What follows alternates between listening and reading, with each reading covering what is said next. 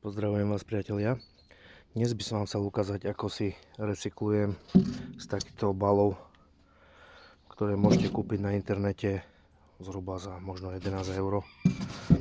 Ako si s nimi vyrábam takýto jednoduchý plemenač, ktorý má dva výletové otvory vpredu a jeden vetrací vzadu. Dá sa urobiť aj zo spodu, ale nepotrebujem to. Vôjde sa mi tu na rozmer rámiku E, čiže 17 cm vysoký rámik. Vôjde sa mi ich tu na 6 a jedno krmitko. Dalo by sa ich dať aj 7 a krmitko potom dať na vrch, vyvrtať dieru na fľašu. Ale mne to postačuje takto, že bude tu cukerný roztok, alebo si tu môžem položiť na vrch cesto. Čiže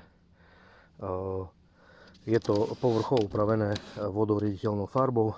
Je nutné, aby bolo veľmi dobre natreté všetko aj vo vnútri, aby to včelky nevyhryzavali. Tu nás stačí takto nalepiť preglejku dopredu a dozadu, aby sme mohli pekne položiť rámiky na vrch. Čiže diery tu vyvrtávam a vyplňam takou novodurovou trúbkou, aby mi ten polystyrén nevyhryzávali včielky.